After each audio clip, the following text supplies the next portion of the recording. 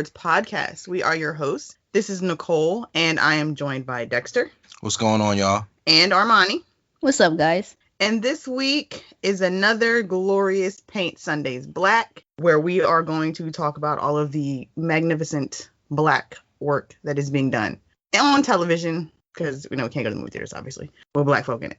So, before we jump into it, what are some things that you guys have ingested this week or watched or seen that's not your sleeper, but what's some things out there in the world that's caught your attention? Armani? I saw the movie Shortcut the other day. It is also a Sundance film, along with my sleeper.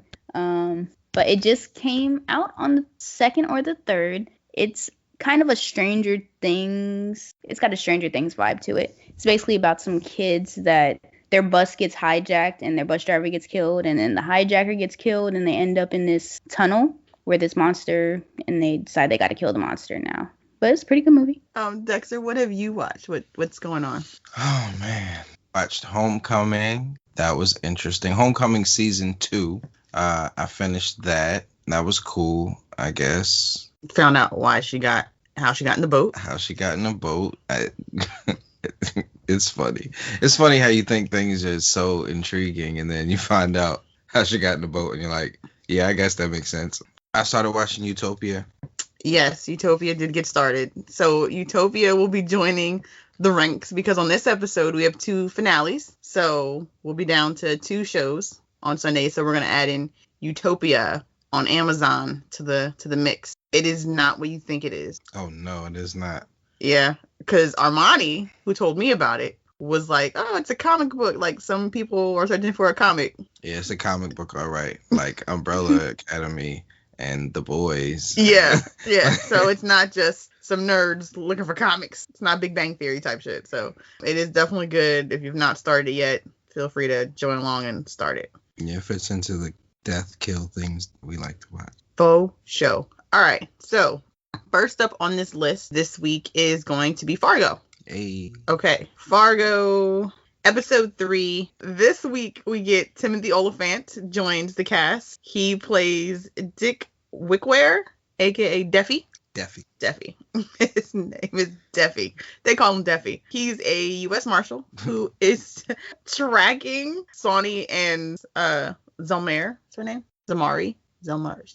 It's like spelled Zelmare, but I think they're pronouncing, but whatever. He's come to town to track them. Fun fact, we learned that he's Mormon early on in this episode, so it adds to the racistness of the show. Because at this point in time, not saying all Mormons are racist, but he specifically quotes a part of the Book of Mormon that talks about how bad people were given dark skin. And that's like one of the controversies with like the Book of Mormon is that Black people are considered evil. Like they look at Black people like they're evil. So it adds to the racial undertones of this show. We already have people who don't like Italians. They don't like Jewish people. There's just racism all over the place. Yeah, we didn't get the traditional KKK this time. No. We got old school, like, welcome to America racism. Yeah. Out of Fargo. Out of the season of Fargo. They came looking for her sister. I guess what? She's the main character? The little girl would be the main character? I don't really know who the main... I mean, other than Chris Rock. Yeah. And I guess it's the Fada's son. I guess it is no main character. I guess it's just the main... You switch from family to family to family pretty much. Like you have the Chris Rock family, and then you have the situation with Gaetano and his brother, and then you have the situation with Etherita and her mom and her dad and her aunt who escaped from jail, and that's pretty much where you get to hear. I mean, you get to meet Deffy. He shows up. They kick in Ethelrita's family's front door looking for Sonny and Zelmare, who they were all in the kitchen having dinner. And these 2 broads managed to haul ass down into the mortuary underneath, or the morgue part underneath the house, and get inside of one of the little container, like the freezer, the fridge thing with the dead bodies. It was disgusting. How did they move so fast? Then they came upstairs and ate, and she ate all the apple pie in the world. The special apple pie. I don't do it yet, but yeah. Yeah, she didn't realize it was the apple pie. Was that apple pie that? Yeah, that's the apple pie that. Yeah, crazy neighbor. They go in there, they look for them, And Deffy, starts like he wants to question Ethelrita, and her mom's like, no, she's a minor. I don't give my consent. You're not questioning my child. And then he asked her anyway. And they very nicely covered for them and said, she's like, my aunt's in jail. That's where she's at. So they leave. Next, we see the aftermath of the Fadas versus the Cannons after Lloyd decides she's going to take the slaughterhouse. We get Dr. Senator telling a gentleman, because he was asked why. He was like, why did y'all think that was a good idea? And Dr. Senator made it really clear that Black folks have always had to take what they want. Nothing's given to them. So we took it. Yeah. We did it. We took it. He said in so many words, he said, your word is just as good. Our word is just as good as your word. So deal with it. Basically. And now the slaughterhouses are ours. With the father's dad being gone, there is an internal struggle between Gaetano and his little brother, who he points out how small he is when he's sitting in the chair. Fact. And tells him that chair is too big for him. Yeah. And then he later sits in it and you see just how big it is compared to his little ass body. He tells him to get out the chair. What does he say? No. He says it's too big for you. Gaetano is batshit crazy. Yeah. Very He's a scary actor, period. He looks crazy. Like his eyes. If you watch the show, guys, look at his eyes. He's different. So Gaetano decides to take it upon himself to stir up some trouble and call some shots. And he takes a hit out on Lloyd's son. He asks Rabbi, who was the Irish son that grew up and is now living with the Fadas. Yeah, he sends them to go kill his son. What son? Lemuel, in the car. He orders a hit on his son. He on Lloyd's oldest son. So he's stirring up trouble, trying to start a fight, trying to start a war. Interesting play. Yes. We get the younger brother, the young Fada, goes back to the hospital because during that exchange with Gaetano, one of the things was he told him, like, you haven't even got the situation with our father handled. The fact that you allowed him to be put out of a hospital without treatment and you let somebody talk to you like you were crazy. You haven't even took care of the doctor. Yeah. That's what he said. Okay. You haven't even took care of the doctor yet. Gangster with that. You haven't even took care of the doctor. So he goes back to the hospital to case the place and he runs into our good friend, Nurse Mayflower. Oh, Nurse Mayflower. Who hops in his car and then decides that she has a slight conversation with him. And then she chubs him off. So, yeah, and he's looking just astonished. Like, who is this crazy lady and why? The look on his face is like, I don't want this, but I need this. Like, yeah. Like, she just hops in the car and like just dominates. It's interesting to see he's getting not necessarily, well, he's getting run over by his brother for sure. Run over by everybody. Yeah, facts. He hasn't got much respect because even when his dad was around, he was getting chumped in. Big brother's chumping him. And, the girl has pretty much been running things as well. Yeah. After the attempted hit on Lloyd's son and the news gets back to him, he has a conversation with Dr. Senator, and he's like, we just, we need to go in there. Should I go in and wake up the little white boy and basically rough him up or, hurt him? And he's like, no, it's probably like, you need to think about that, because if you do it, or when you do it, it's going to be a fight to the death. Like, it's going to be an all-out war at that point. Changes things completely. Yeah. And he was like, my son could be dead. He could be. I said, like, he didn't just get, like, his son didn't almost get taken out. Exactly. But Dr. Senator makes a good point. He don't know who gave that order. That's what he told him. He was like, look, before you do this, let's find out who gave the order, because it could be, exactly what it is. Yeah. The struggle within the family itself. So you don't want to go off the deep end and start some shit that you might not need to start, basically. Which I foresee them probably teaming up with the younger Fada to get rid of Gaetano. Like, that's how they're probably approaching. They're probably going to approach little Fada and be like, hey, look, you look like you got a problem. Your brother's causing us problems. We could just solve this problem together before shit gets out of hand. Right. So I wouldn't be surprised if that's something that happens. Back at the funeral home, Shawnee and Ethelrita's aunt decide that they're going to go rob the Cannons because they had heard that they were giving the family trouble. Or like they were leaning on them for money or whatever. That's why they decided to go rob the Cannons. But before they did it, they ate, Shawnee ate the pie. Tore that pie up. That special apple pie that Nurse Mayflower had left. And they get them out of the house in a hearse, in a coffin. Which is interesting because you find out at that point that dad is working with his sister-in-law because he lets them use the hearse. Yeah, that's how they got transported there. Yeah, because there was a point when the wife was looking like, he was like, yeah, I'm going to take the hearse. Like, we get the first issue of first repercussions of eating said pie, because when they're in the hearse in very close proximity, she starts farting. Yeah. And it just sounds like really nasty right then and there. They get there, they get inside to get the money, and she proceeds to throw up and shit herself mid-robbery, which allows one of the cannon guys to get a shot off. Doesn't go anywhere, though, and he just ends up dead. So yeah, that was interesting. Yeah, they end up having to kill somebody. That was so nasty. I don't, like... Threw up on the money. Shit. She threw up on the money twice. Got evidence everywhere. Gross. I don't think nobody's doing DNA samples off of vomit back in that day. I was thinking the same thing, man. I was like, ew, like it just got DNA everywhere. However, I don't know what DNA was like in the 50s. I don't think it was a thing. Yeah. Once Loy learns of this shit as well, then he was just like, who the fuck did this? Like, so they really think that the fathers are coming at them kind of hard. Anything else on Fargo? How are we like? I think this is gonna be a turning point for Fargo. Like, I think after this episode, it's about to get real. It's just about to get real. This is when we're gonna start seeing bodies drop. Yeah, I think that I like shows like this because they are doing a good job at setting up for, I think, what's to come. One of the best things about Fargo is it ends, so you know that somewhere in the second half you're going to get where you needed to get. You're going to be where you wanted to be. And boy, oh boy, Fargo never lets us down. Yeah, it doesn't. All right. Next up is going to be Power Book, the mid-season finale.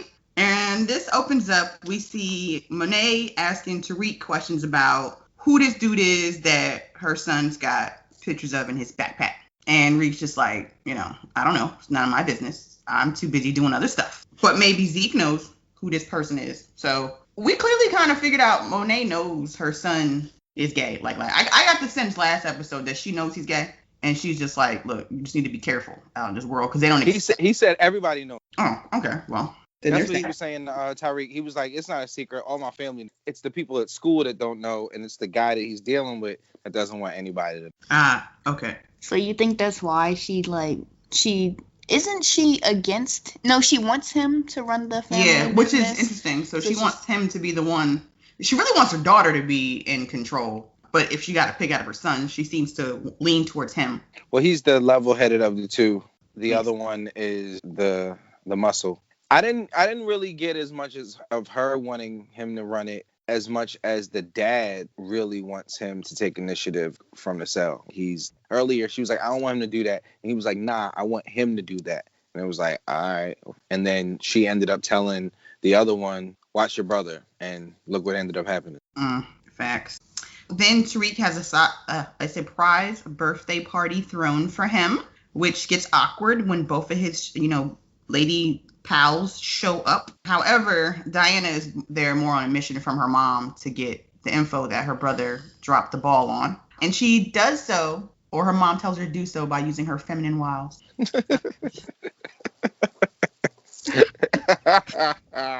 Well, feminine wiles is mad funny, yo. Like, feminine wild.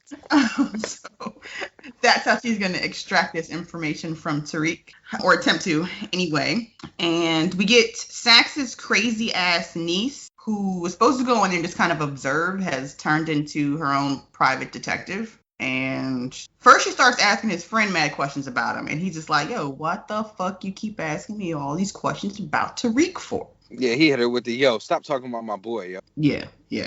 And then she decides that, all right, fine, I won't ask you no more. I'll just drug him and get the answers myself. So she drugs Tariq, which starts a series of events for this young man. Family ain't nothing but dirty cops. Yeah. She wasn't trying to drug Tariq. Who was she trying to drug? The white boy, her boyfriend. He gave it to Tariq. Uh-huh.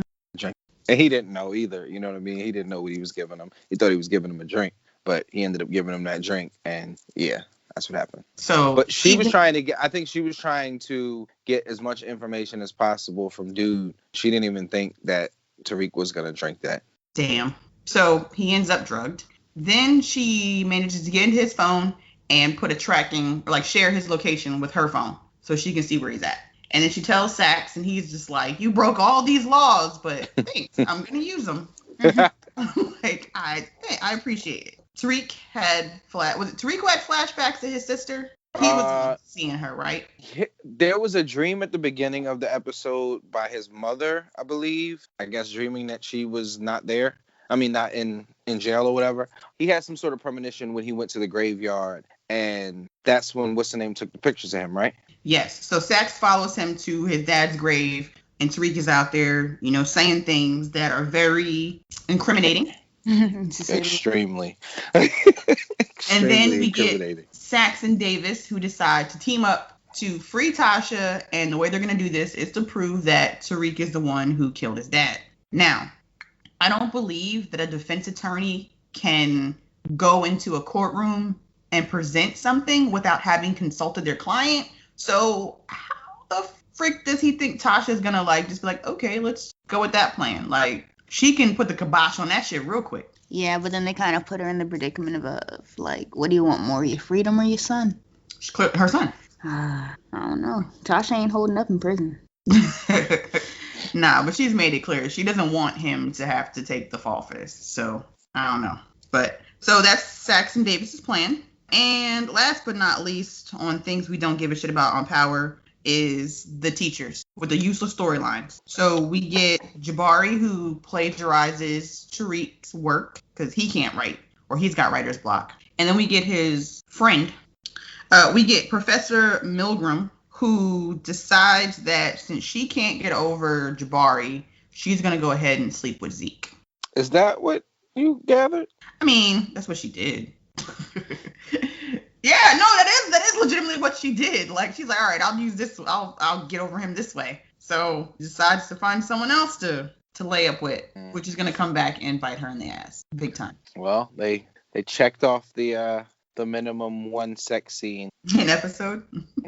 They checked it off, baby. They got it. There it is. I really wish that they had either A, given them no storyline and just made them his teachers, or given them better storylines, because what they're doing with them right now is a waste of airtime. I agree. It's so elementary the way that they're doing them. You know what I mean? The other stuff is elementary as well, but it's entertaining. But it's just like these guys are literally doing things just so that you can get some sex on the show. Because that's what it feels like. It feels like, you know what I mean? They've had, I'll just say, as deep as we are into this show, all we really know is that they have sex every episode. One of them has sex with her, and then he has sex with a teen the next time, or not a teen, but a college student the next time, and then he has sex with her again, and then she has sex with. It's literally like, yo, we gotta get a sex power, and they're not even sex scenes. I don't think there's been a nipple the entire season. That's what makes it a sex scene. I'm just saying. There's no partial nudity. Yeah, there's no nudity at all. It's just, it's ass. Men and women ass. Like that no one asked for. That no one asked for. That's what I'm saying. Like at least, you know what I mean? Make it so that everybody can, enjoy what they've seen. Like, I didn't even hear anybody like the Method Man sex scene. It was that pointless. You know what I'm saying? Like, as many people have been waiting to see Method Man have a sex scene. No one cared. Look, I'm sure somebody cared, but I think the aftermath of this is going to mess up Zeke's head, and she's going to end up having to pay the price for that. So yeah, he mad and mature. So yeah, I don't think that's well for her. Moving right along to Lovecraft Country. Hey. So this episode opens up with the funeral of Emmett Till, which in real life was a public open casket service that thousands of people attended. And it never dawned on me until watching this show that it was in fact summertime and it was hot. And this show has been doing a good job of, when they talk about historical things that actually happened, the way it's presented is done very well. That I'm starting to appreciate. Because showing like the lady getting sick and throwing up outside, and then when they made the comment of, I can smell the body out here, you gotta imagine that probably smelled pretty fucking terrible. So yeah, that was rough to watch. But Diana, decides to skedaddle off because she doesn't really want. Well, and I wouldn't even. Why would you take that child there? Like, that's not something. Well, it was her friend. It was her friend, but this is an open casket of your friend who was beat and shot, and that's not something. That shouldn't be the last image that a child sees of her friend. I understand, like, we understand the whole point of why Emmett Till's mother had an open casket and what that did for the civil rights movement, but that was not a place that his friends should have been. Like, his friends didn't need to see that. That's an adult conversation. Well, how old is she? I don't know. Like, who knows? I don't know. They've never said Diana's age on the show. I don't know. I would feel that, especially back when it was more heightened than we could easily Google how old Emmett Till was when he passed. Oh, yeah, you're right. Okay, he was 14. Okay, so they're 14 years old. I would think that back when it was a more heightened issue to where something like Emmett Till was more likely to happen, like just in broad daylight, that's a conversation that you'd want to have with your kids because that's a reality. So it's... Yeah, that's a pretty shitty reality, unfortunately. It's still a reality. It's still a conversation you need to have with your kids now. So wait, question. Mm-hmm. Emmett Till, that happened in Mississippi, right?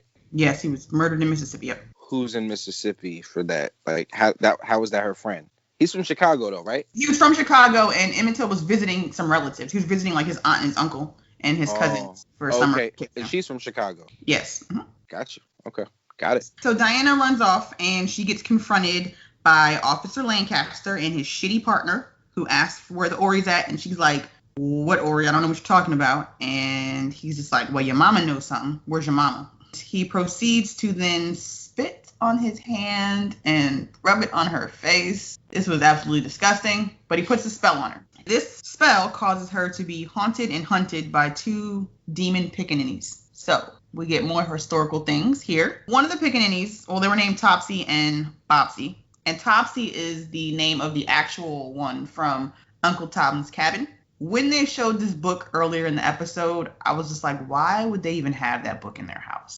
Kind of like how some people have the Willie Lynch letter. We had it. Talk to him. Touche. So if you're not familiar with the Pickaninny caricatures, feel free to do some Google research and history. It's pretty shitty. Where these caricatures, what they started out as. And interesting because actually I think Uncle Tom's Cabin was meant to present the harsh realities of slavery, but then white people were like, oh no, these are cute and funny. Let's take them and make it a joke. Yeah, they just looked at the pictures. They didn't read the book. Yeah, basically. So, but these two motherfuckers scary. This was some real us stuff. So this was like the Jordan Peele addition to the show. Yeah, choreography was on point. Bruh, Topsy and Bopsy. I seen them the day after. Like, they different. One of them was played by Kaylin Harris, who's a pretty famous hip-hop dancer. The other one's name is Bianca Bruton, or like that. So two very talented young ladies did the damn thing and scared the shit out of everybody for a whole episode. So Gia shows up to town, and she's there to tell Atticus about her, like, try to finish helping him and tell him about what she saw. And Letty is upset that she's even there, and Atticus is presenting himself like a real butthole, the way he's talking to her. As he has to everyone this entire show. Yeah, I just didn't like the way he was coming at her. Like, she's there to help you out, bruh, and you are, especially, like, now that you know all the magic shit's going on, so if she has something to contribute, bring it down a notch. That's how I felt about that. But Letitia got really upset and stormed out because she was there. That just goes back to the whole question. It's like, does she not think Atticus had a past? Like, this chick wasn't there because she wanted him back. She was there trying to help him. And she wasn't even with Atticus before he left, wasn't she? Weren't they just childhood friends up until, like, last week? Yeah, basically. But I guess maybe we can blame it somewhat on her hormones because we do, know that she's pregnant. So maybe some of that has something to do with it. But I just didn't like the way Gia was treated in this whole episode, in this scene, and the way this was handled. And then they bring her on to be abused for like a couple minutes, and then we don't even see her anymore the rest of the episode. Like, she's just up and gone. I hope she went back to Vietnam. Yeah, I'd go the fuck home too. So Atticus goes to Christina and offers to give her the key to the Ori in exchange for a spell. And Christina's like, you don't really need no spell of protection. Like, I'll give you a spell. May not be the spell you want, but I'll give you a spell, but you're going to do me a favor. You're going to show up back at Artem for the fall equinox. And he's just like, all right, fine, fuck it. I'll be there. And then we learn that Christina plans to sacrifice him so she can get immortality. That's the plan. While she's just chilling with Ruby in bed. Now, Ruby and Christina, this relationship is like really heating up here. When Ruby goes to Christina after the Emmett Till funeral, and, she's telling her about how she's feeling, and she's breaking down, and Christina just hits her with, I don't give a fuck. I don't care about any of this. I don't care about that little boy, and neither do you in reality. And it was like the look on Ruby's face was like, when you put it like that, maybe, I don't know. Like, she was looking like she was just questioning everything at that point. Then they proceed to take their pills and have their white sex. Their white sex.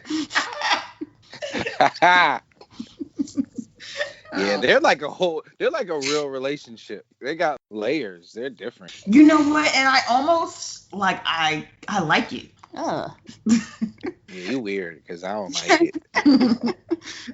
Moving on. So Montrose and Atticus decide that they're going to try to cast the spell and nothing's happening. And that's when Atticus tells Montrose that when he went through the thing, he went to the future.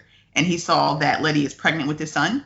And his son's name is George. And he's the one who writes Lovecraft Country, a book that's an account of their family's experience. So they've got a future they've got to protect in there. So, we get them making up after their previous confrontations. Meanwhile, Letty decides she's going to go to Christina and ask her to protect Atticus. And she's just like, no. Can't do that one. I don't want to do that. And you people just keep asking me for this. I love... It's interesting that Christina seems to know everybody's shit, but no one realizes that everyone is going to Christina yet. The lack of communication in this show, like, there's no meetings. I don't understand why Diana didn't go to someone and was like, hey, I'm being chased by these two little demons. Like, honestly, I didn't really think about that. The fact that she just didn't go to anybody and ask for help. She just I thought about it many times. Like, she's just running around. Like, even when she was like, even when they finally got her, she didn't say anything to anybody like, hey, they're coming to get me. Hey, she just kind of stood there and was just letting it happen. And they're just looking like, why is her arm bleeding? Yeah, that sucked. Like with that, when Ruby turned into the lady at the first time she transformed, why did she not go to Letty's house? Why was she just running around in the streets? Because she wanted to be a white woman for a day. She wanted to live life unencumbered. I mean, during the initial shock, though. Well, I mean, that's when she still wasn't really fucking with her sister at that point, too. I don't care how mad I am. In that moment, that's when you want to be prideful. So Christina tells Letty, I'll protect you instead. So I'm going to protect you. And I feel like she must have known that she was pregnant. And that's why she chose to protect her. Would that do anything for her?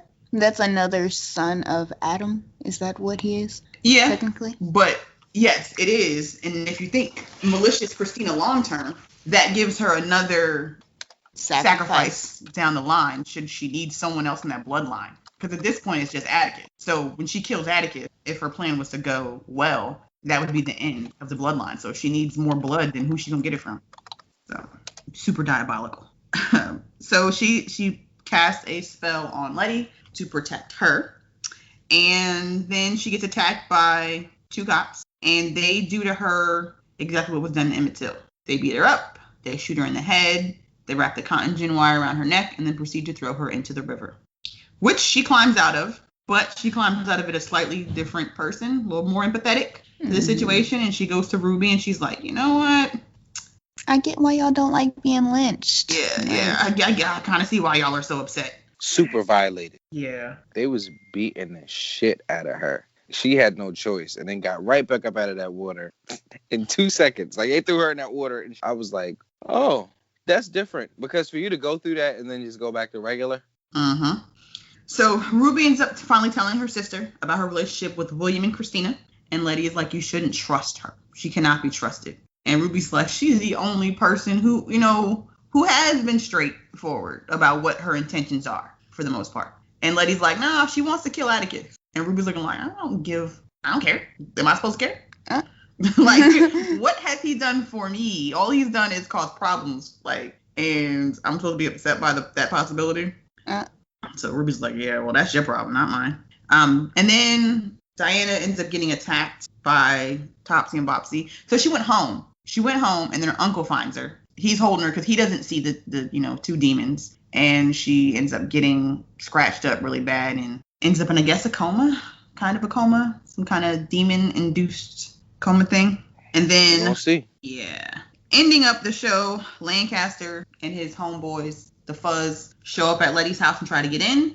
But he can't get in. The other officer, one of the officers was able to get in. But he's not able to get in because the house was protected. So at that point, he knows they got magic. They know he dealing with magic. And he proceeds to shoot up the house.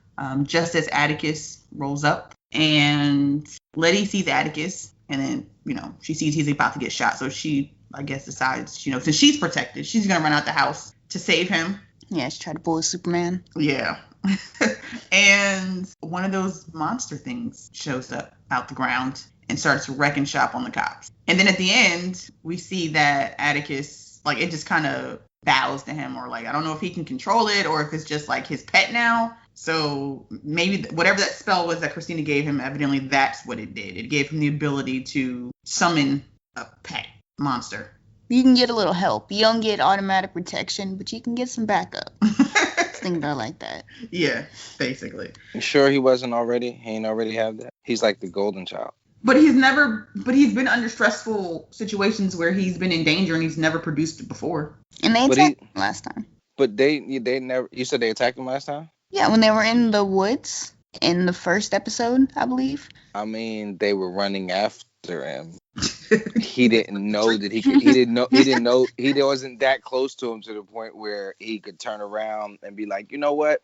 You know what I mean? That's one of those things where the only reason why he even do that is because he was as good as caught at that time. For you to put your hand up, he's as close as your hand can reach, as opposed to if you're running after the people that I'm with, I'm running too. I don't think that I'm immune. And I'm just saying in the sense of as time goes by, you see that Atticus has some shit with him. And he cleared out the room when they were sitting in the room and he told everybody, look, I run this shit, get up and get out. And they're like, oh, okay. What were they doing earlier in the show where he was standing in the middle, butt naked, getting lightning shot through his entire body? Oh, that was when Christina's dad was trying to sacrifice him. Right. But I'm just saying, in a sense of, we don't ever necessarily know that it's just not in his bloodline. He's the chosen one. I don't necessarily... Alternate theory, for sure. Yeah, we're not necessarily sure if she actually did something for him or if he's just always special. Yeah, he's definitely special, that's for sure. He can cry like nobody's business. Yo, he is an amazing crier. Yeah. I would love for someone to do an interview with him and ask that question of how does he do that? What do you think of? Where do you go to just be able to produce that level of emotional sadness that he does when he cries? That is pretty exceptional and not easy to do, and he does it a lot. Right. That's it for LoveCraft Country. We have 2 more episodes left, and shit's starting to get real. So we'll see what happens. Rounding out this here podcast, though, is The Boys season finale. One of the best season finales that I have seen in a long time. Starts off with the boys trying to get back Becca's son from Homelander and Stormfront, and they're held up in a cabin in the woods, and they show up, and first things first is we gotta, get them out of there. So while they're there, the information about Stormfront's past, her Nazi past, is released to the media. Super Nazi past at that. Super Nazi. Not low-key Nazi. She was hanging out with Hitler. With Hitler and Ava. She was friends with them, having dinner and shit. And she's like, oh, where'd this come from? And evidently, A-Train snuck it out of the church. So that church place has files and information, all the deep facts about Super's backgrounds. A-Train was able to get it out because he was like, look, I'm going to use this to get back into the 7. And he gave it to Starlight. And yeah, so they put that shit out there. So Stormfront takes off to figure out how to fix it. And then Homelander, they put a bunch of sonic speakers in the woods to get Homelander out the cabin. So he takes that bait. Both of them take the bait, gives them alone. And then Billy the Butcher and Becca go in there. And at that moment is when he has a change of heart. Because initially, he was just going to give that kid to Voight. His plan was to get this kid out of the fucking picture again. He's he stays pretty on brand, like, up until this moment, as he doesn't want shit to do with that kid, and he just wants his wife. But he doesn't. He changes his mind. And he tells her, like, look, I was going to sell y'all out and sell your kid out. So you take him and you go. And she's like, no, I forgive you. You were going to do it, but you didn't do it. Girl, if you don't take your child and go ahead on. Yeah, like, what did he think Voight was going to do with you? So they get out the house. As they proceed to get out the house, and he tells her, just get to safety. Both Stormfront and Homelander decide to reappear. Homelander makes his way to the cabin first and goes in and starts, like, killing cops. He kills all the popo that are inside, all the agents. So we get homicidal Homelander while his boo thing is out front. First, she flings the car that has Becca and Ryan in it, number one. So she didn't even give shit, or she just hoped that he was going to be, invincible to car crashes. Yeah, like, let's hope he got that check mark. Yeah, like, what if he didn't have super strength and he only had laser eyes? So she could have killed him and didn't care. But they managed to get them both out the car and they scurry off. And this is one of the best scenes ever, as Stormfront then gets her ass whooped. First, we get a one-on-one with her and Starlight, who was holding her own here. She didn't hold her own well against Black Noir, but she was like, fuck this. I'm not letting nobody else put their hands on me and treat me like this. So her and Stormfront was a little bit more of a slightly more even matchup as far as the fight goes. But we get her, and then we get the silent girl doing work, a little bit of work, and then she snaps the girl's neck. And I was just like, oh my, dead. I was like, damn, they gonna kill her now? Like, she's made it this far, and they're just gonna kill her. I totally forgot she was, Wolverine in female form. Straight up.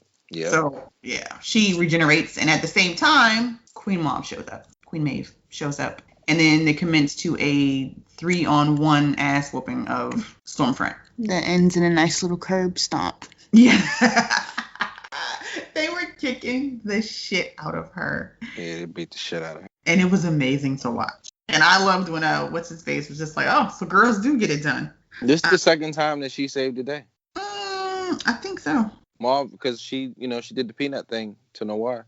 That's right, she did. She's been low-key clutch this season. Well, she ain't show up before the fighting, actually. Right. And how the status of Noir. Huh? He is unresponsive. That's what they said his status was. Oh, so unresponsive. Yeah, there's a scene where she says, he's like, how's Noir? And she's like, unresponsive. They don't know if it's brain damage or not, but he's unresponsive. Yes. And he's like, wow, so Noir is a vegetable. He says, what's the guy's name? Lamplighter? Mm-hmm. He's toast or something like that. and then he said, Starlight is in the breed. And so it was like all three of those people in the 7, it wasn't looking good for them. And then you look at the situation with A-Train, he's kind of like out, and then Deep is out. It's really just Mauve, Stormfront, and him. Barely holding it together. It's crazy. Stormfront decides to haul ass out there because, she's getting her ass kicked. And she manages to land right near Becca, Ryan, and Billy the Butcher. And at that point, she's like, I've had enough with this. So she threatens to kill Becca. Oh yeah, you're right. She decides to choke the shit out of her up against the tree. Like she's going in for it. She's done. She's over it. And we have to sit there and watch Billy the Butcher just waste rounds on her that are not penetrating. They're not doing anything, but he just keeps firing at her. I mean, sure, go off. I get it. At least he tried. Yeah, he did. But poor little Ryan gets full on mad, and we get to see the extent of his powers. He proceeds to laser Stormfront, and this bugs her up. She's laying there burnt. She has no legs. I don't even think she had arms. No, she had half of everything. Yeah, she had a little nub. And she's speaking German. He broke her. He broke Stormfront. Yeah, she was like Buzz Lightyear when they reset him, and he was just speaking Spanish. They put it back to default. She went back to default. Everything she learned, everything. Now you're back at default. And unfortunately, in doing so, he also causes Mom to take a fatal wound. So she bleeds out, and her last words to Billy are just like, he's different, protect him. take care of him. He's not like them. And Billy's looking like, I guess. But now he's, his wife is gone. He really lost the love of his life. Homelander then, drops in and he sees Stormfront status and he's like, what the fuck? But he just wants his kid at that point. And his kid's like, nah, I think I want to stay with this guy, which further just infuriates Homelander. And once again, who shows up to save the day? Queen Maeve. She shows up and she tells Homelander, nah, buddy, you gonna let them go. Again, 10 minutes too late, Maeve. We got this handled now. You know what? Better late than never, I guess. But never late is better. You're right. That was a Drake lyric. Shout out to Aubrey. The Deep had gave her some information. Basically, she told the Deep to go find some information to help her out. And he decided to go back to the plane crash. And he found a recording and he gave it to her. And that was a recording that shows that they left those people to die on the plane. So she tells Homelander, hey, you're going to let them go or I'm going to release this to the world.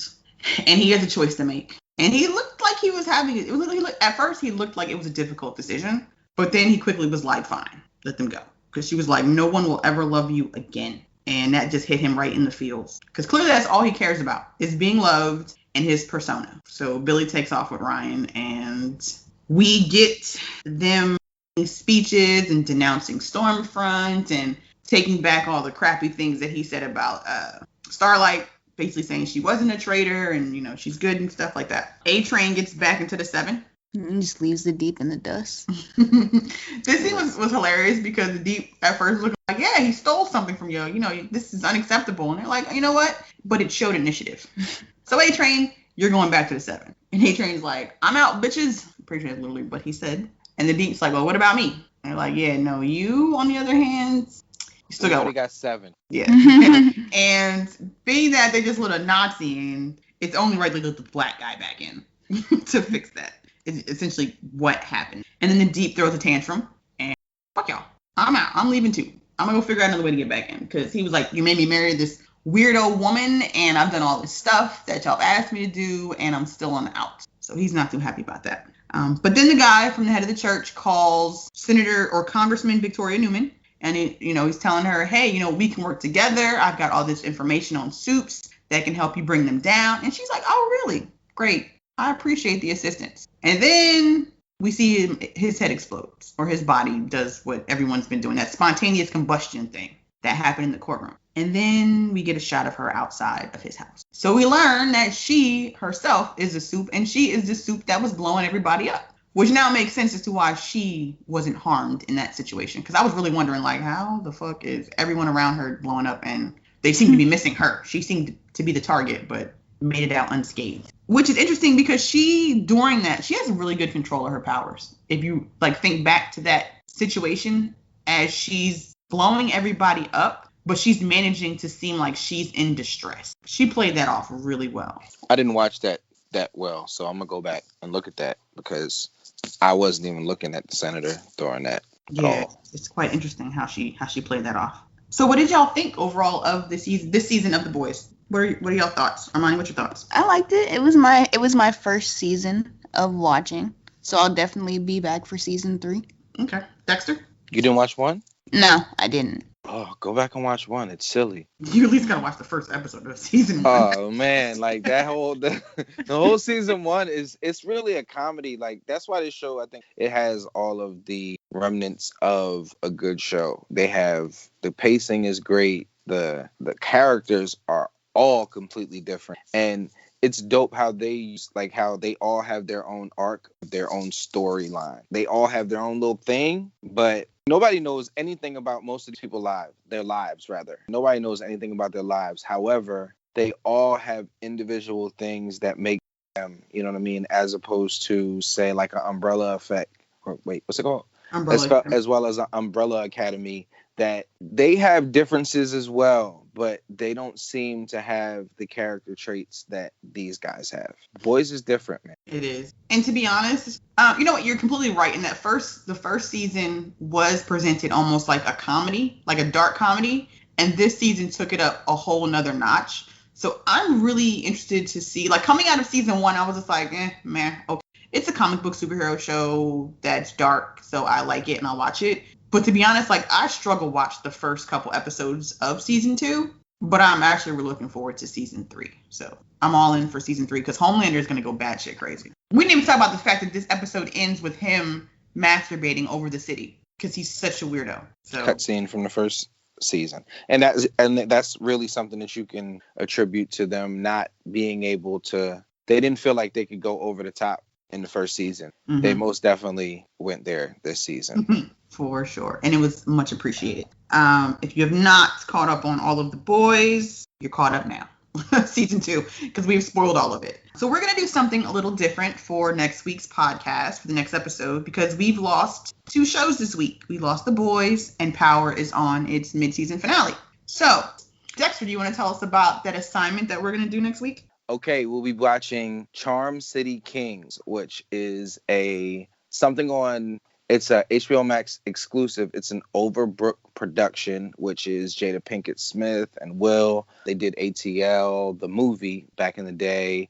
I think they've done some other things. I'm sure he probably puts his tag on everything that he's in now. However, we're going to watch that. That also gives, all of you listening a chance to watch it. We're not going to spoil it yet. We'll spoil it on the next episode. So you can come back and you can let us know what you think about it. So wrapping up, sleepers. Armani, what's your sleeper this week?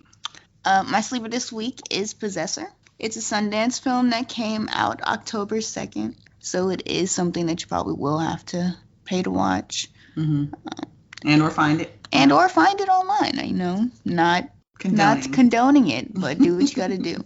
We're living in hard times. Yeah, but it's about an assassin who pretty much assassinates people by taking over someone's consciousness and making them do it and then terminating them at the end of her assignment and going back into her body. Goodness. But on her last assignment, the person that she takes over, their consciousness kind of battles with hers. So it kind of starts to split her memories and what she sees.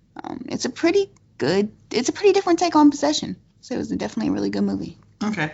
All right. Dexter, what's your sleeper? my sleeper is Hush. It is on Netflix.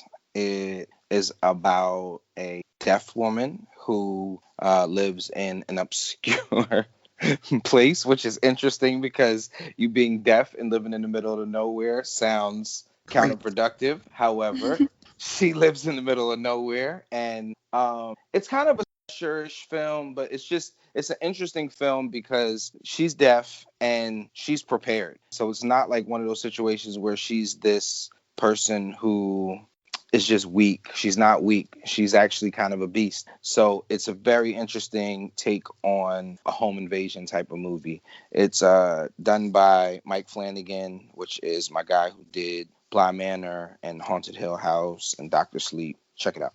Okay. Where can we find that? On Netflix. On Netflix, okay.